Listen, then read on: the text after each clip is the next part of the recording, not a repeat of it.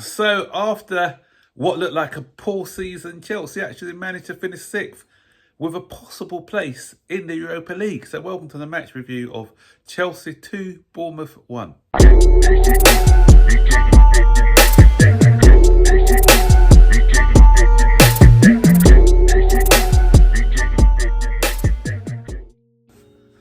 So we're back in Europe. We're back where we belong. English clubs and Europe, they are not. When Chelsea and Liverpool are not in Europe, I say Liverpool in the Champions League because they didn't really do anything in the Europa League. Not even Liverpool. When Chelsea are not in Europe, things don't happen. We saw how the English clubs disgraced us. So they had to call back the big boys to try and do something. Okay, we're not in the big trophy, but we are either in the Europa League or the Conference League, one of the two. So we're hoping we're all going to be Manchester City fans for the second week running. Obviously, all Chelsea fans were Manchester City fans today to stop Arsenal from winning the league, and they did it. So well done, Manchester City. So make it a double, please. And so that will kick Manchester United out of Europe completely, and Chelsea will be in the Europa League rather than the Conference League. So, yeah, come on, City.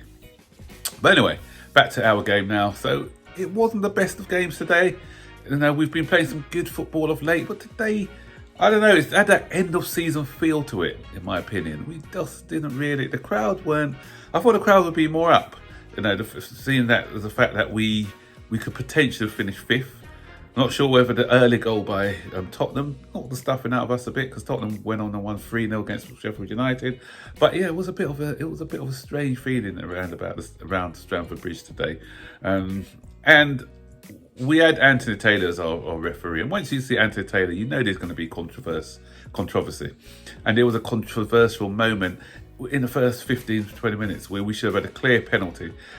Sterling was through, and any other referee in any other game would give a penalty for that. The Bournemouth player made contact. It was a collision on his knee. On his thigh. Big collision. I've seen those penalties given week in, week out. But Anthony Taylor, of course, not giving it.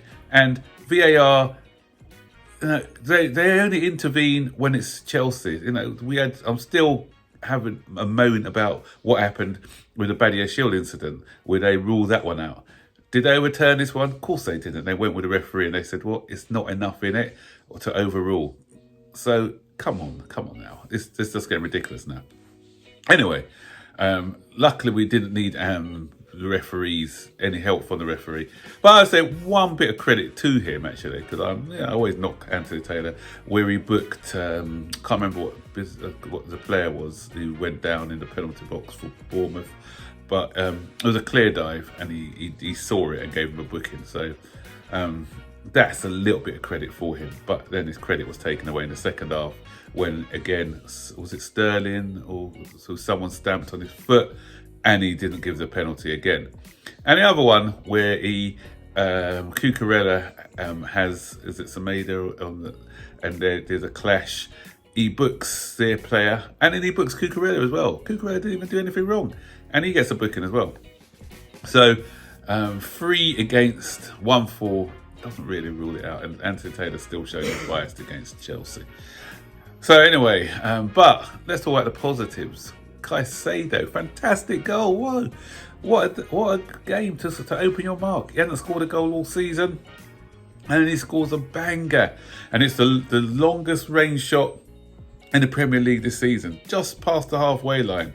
Their goalkeeper Neto came out well to intercept. I think Palmer was running him through, and Jackson, he came out, intercepted, cleared the ball, but as the ball was cleared, Caicedo takes it just beyond the halfway line, and he lobs a perfectly executed shot over the goalkeeper. Fantastic, great technique as well.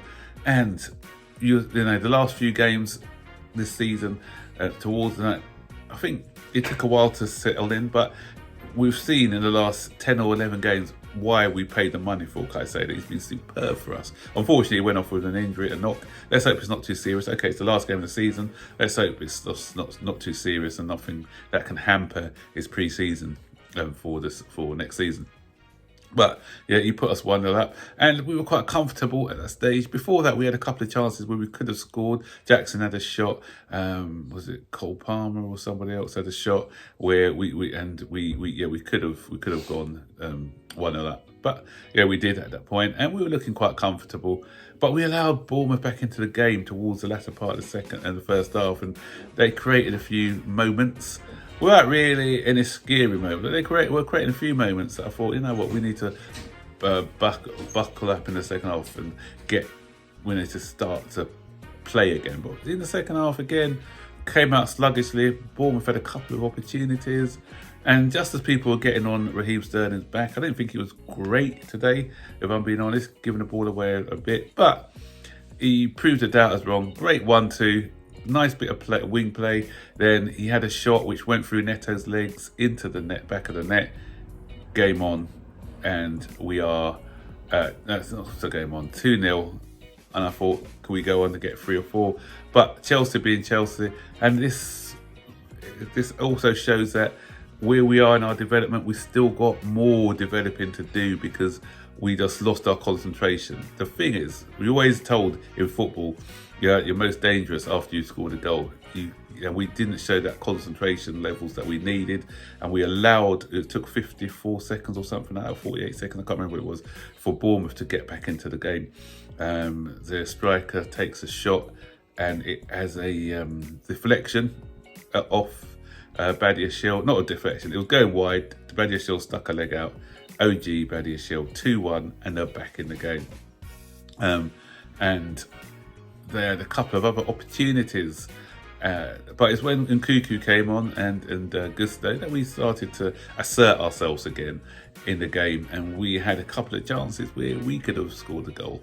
But in the end, after Doty came, I thought we were quite comfortable. We didn't have a lot of scary moments. There was one save that had to be made by the keeper.